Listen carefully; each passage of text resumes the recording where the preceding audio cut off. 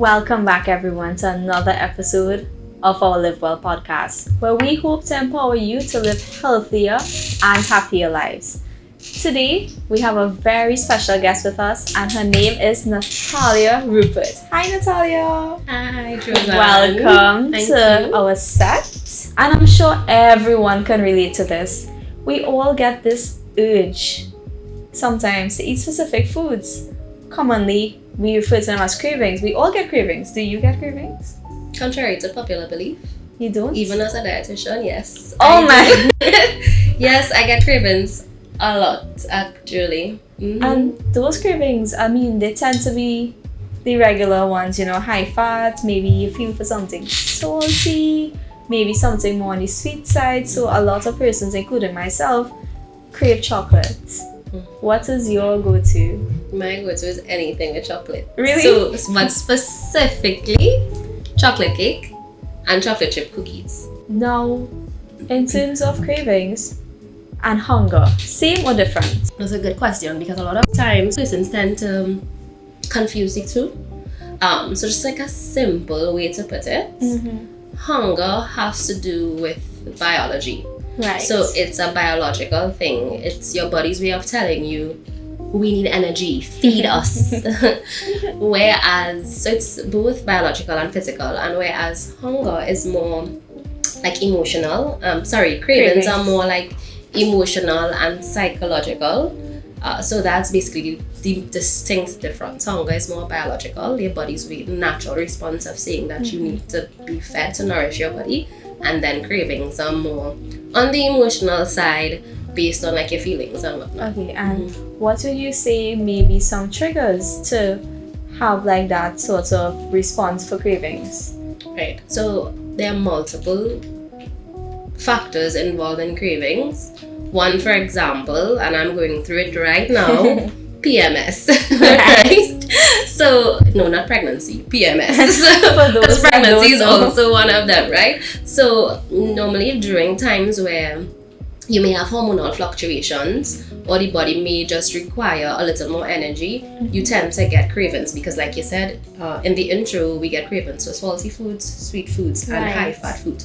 So, the more like hyper palatable types of food, so during PMS or even during that time of the month, during your menstrual cycle or period as we say it, point blank period, and then during pregnancy more so again because there are hormonal fluctuations, and then specifically during pregnancy your body requires more energy because you're not just eating for you alone. And yes, where we have the old adage of eating for two, and we say you're not really eating for two, you still require more energy because your body is doing more to facilitate the growth of that growing fetus or multiples inside of you. So you tend to get cravings there as well.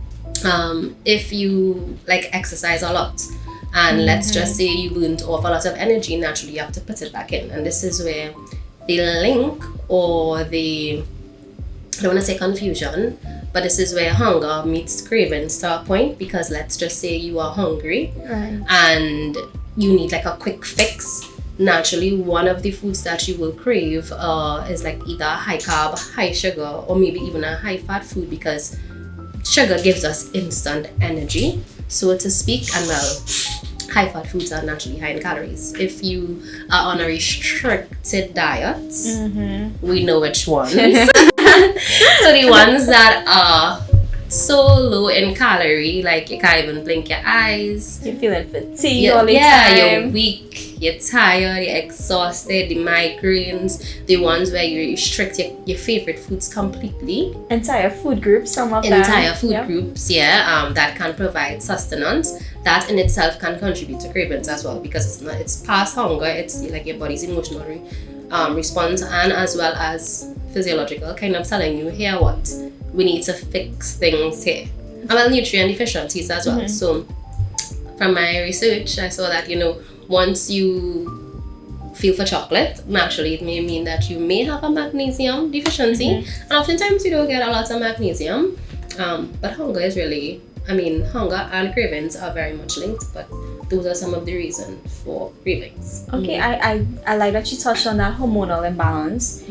Sometimes we do have those cravings during that time of the month, and sometimes if you're, as you said, being very restrictive in terms of your eating and you do have that craving and you indulge, some persons may feel a lot of guilt or shame or have that negative internal dialogue that, I should not have done this. But again, as you said, due to the hormonal imbalances, we do crave, and it's okay if you crave certain things. Yes. It's not that, we're saying to go overboard and, if you're craving chocolates, have a large amount of chocolate every day. It's just for that short space of time. Ideally. Ideally, true. Because I know some persons are not sure how to cut off, especially persons who have naturally unhealthy eating habits. So we are creatures of habit. So naturally, if you have a way of eating where every single day that's what you feel for, then it's something to reevaluate. So it's a learned behavior at that point. It is. And now we need to try to take a step back, acknowledge that that's a learned behavior, and then redirect it to something that may be healthier. Correct. And now that we touched on that, you touched on exercise, do you think that physical cues as well influence our cravings? I mean, speaking from personal experience, sometimes you're just driving home and you see the billboard, you see all the lovely high-fat foods, and suddenly you feel the urge to eat something either similar or the exact same thing, and then you sort of imagine, how it's gonna taste. Maybe you map out where you're going to stop to get it. Yeah. Do you think those physical cues as well?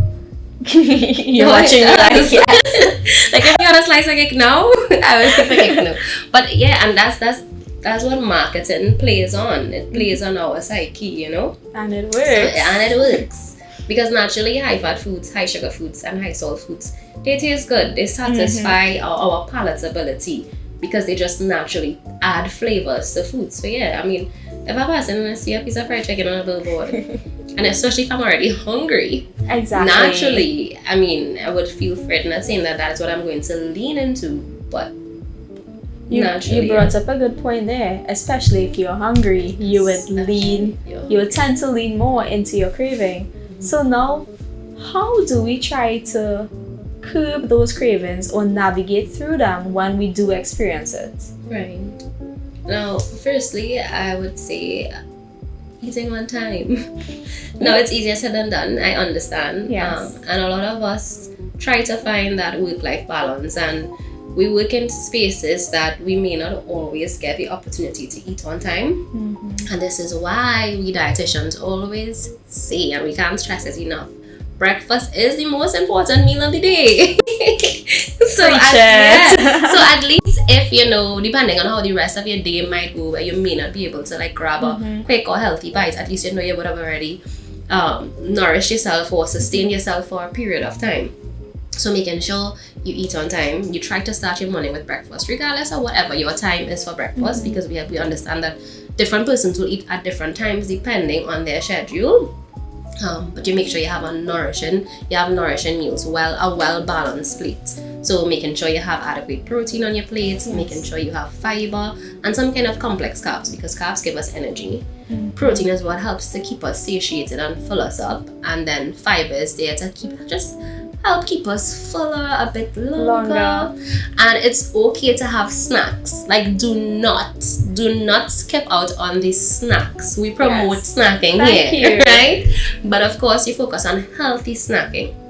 So you snack in between your main meals to more or less prevent or delay hunger pangs, so to speak. Especially late in the evening. Correct, because you find when you go hours without eating, 4+ hours without eating, that's when the cravings actually hit, because you are past hungry. You are at the point where you need to satisfy yourself, and you need to satisfy yourself. And it doesn't matter what it is, your body's just gonna, whatever you see, you're just gonna want to eat that. And that is when the advertising has its positive effects, right? So the goal is to make sure we stressed out during the day, make sure we're tired, because when you're tired, you can't really make conscious decisions. It's just a quick thing, because sometimes, let's just say, and even meal prepping does help, because let's just say you have all plans of eating well and eating healthy, to put a stop to the cravings, and let's say you don't prepare the meal that you had in mind and you plan to prepare it in the evening time, and your day doesn't go as planned. Naturally, you're looking for the quickest thing. That's just how the body is we need instant gratification, instant everything, instant satisfaction and whatnot. So naturally you will give into your cravings, right? If it's a pizza, if it's not even a meal, and let's just say it's the same ice cream or cake or cookies or chips or conkles or whatever it might be, right? But eating on time, avoiding skipping meals, having healthy snacks on standby, and making sure like you are always prepared. So by having healthy snacks, you're prepared, and it's the one way to reroute your cravings, because even though you may crave sweet, like me, I can replace cake with a yogurt, a Greek yogurt, right? With some dark chocolate chips in there. No, that's to still satisfy yeah. the craving. If you know you normally crave like high salted, high buttery potato chips, maybe swapping it with a baked potato chips, or even like popcorn instead. Or some plantain chips. Or plantain chips or lentil chips, cassava chips. There's so many on the market that you can even make at home for yourself once you have an oven, right?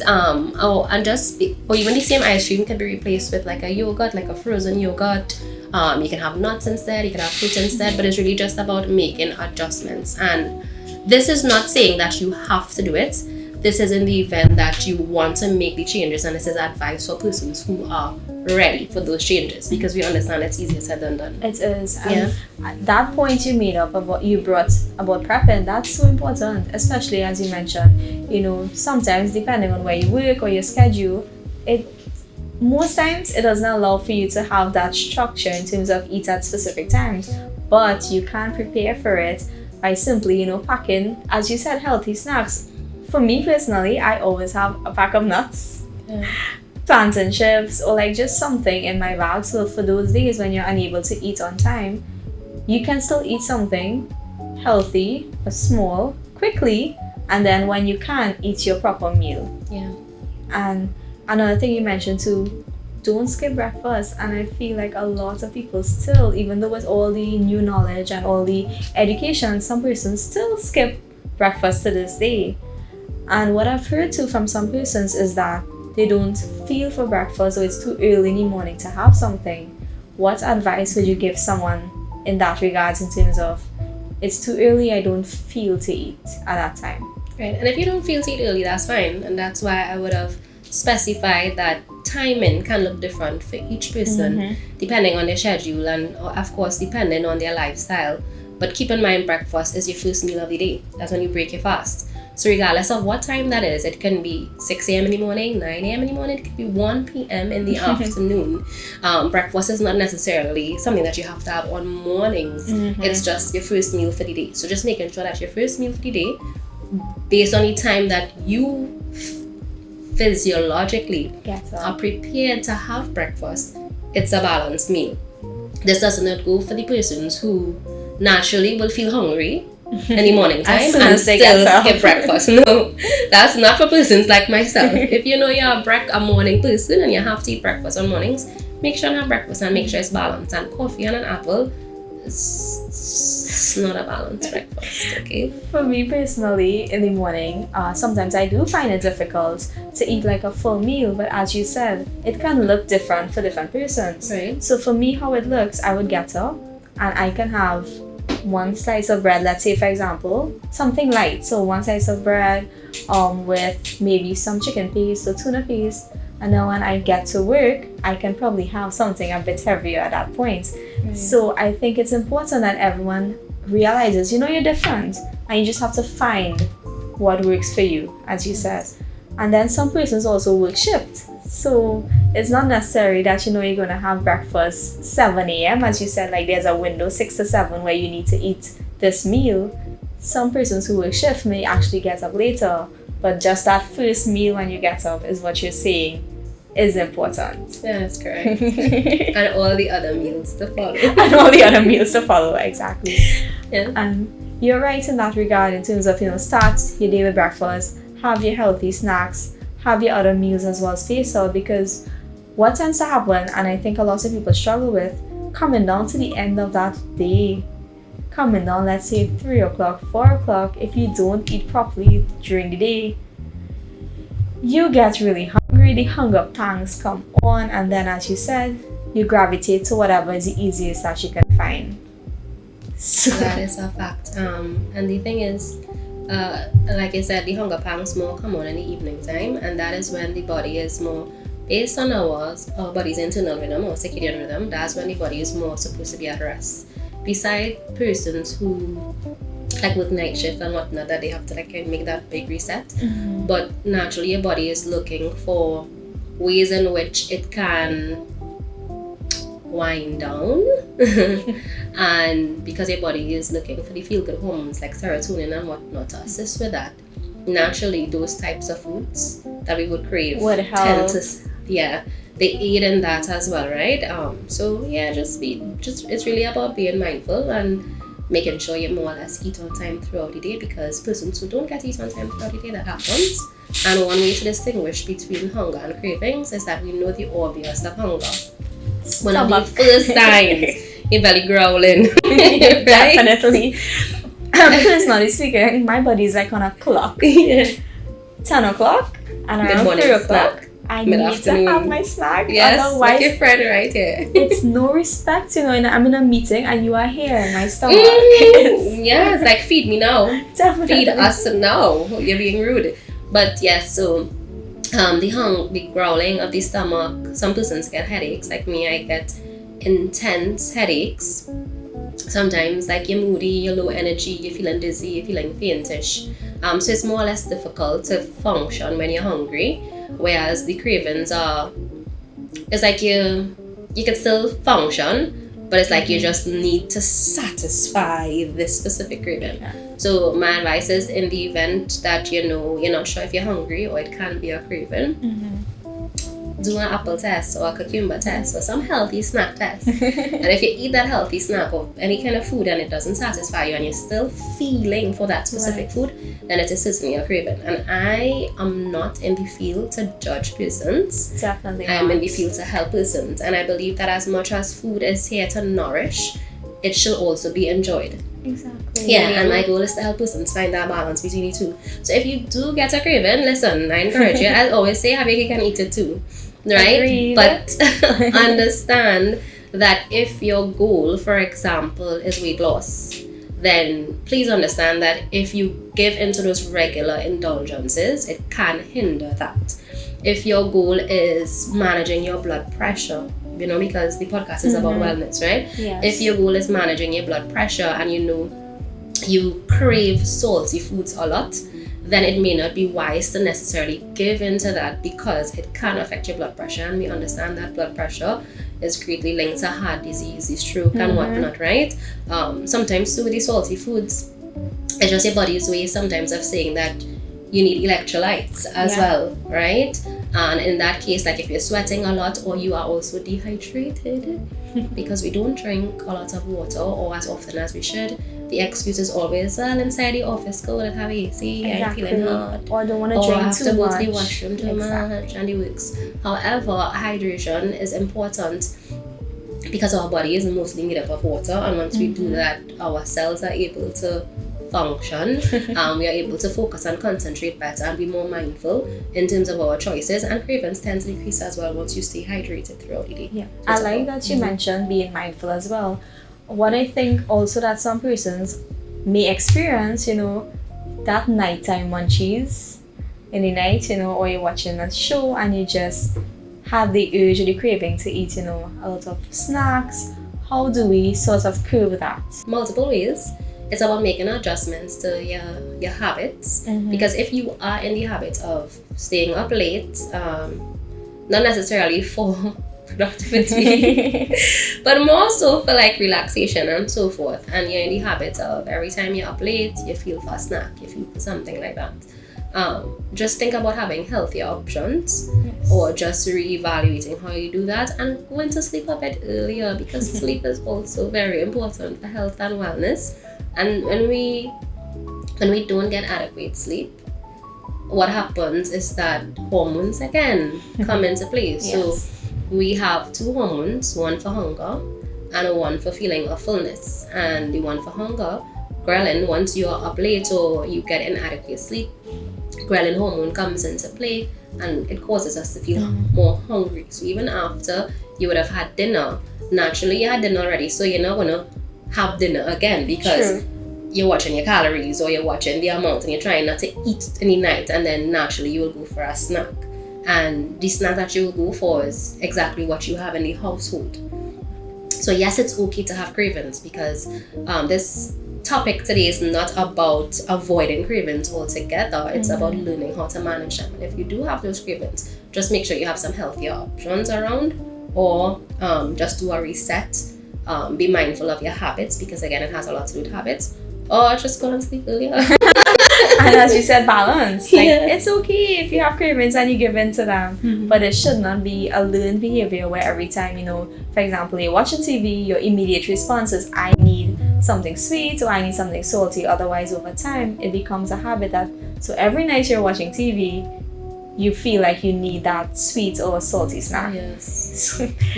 Thank you, Nathalia, for sharing your expertise here with us today. Are there any key takeaways that you think our listeners should leave with?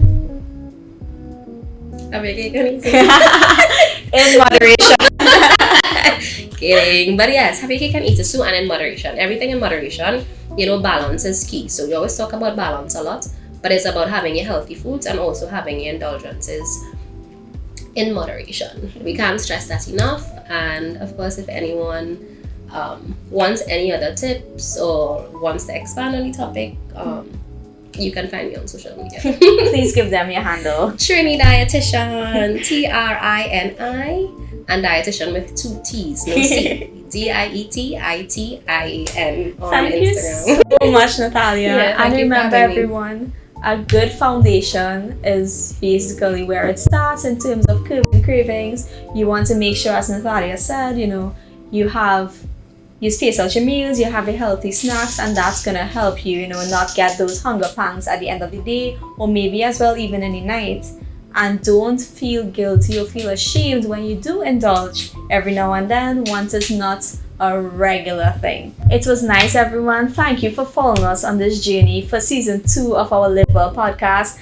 And once you enjoyed it, leave a comment, give us some feedback, and also if there are some topics that you really want to hear about, let us know, and maybe we can cover it in our next season. Until then, bye.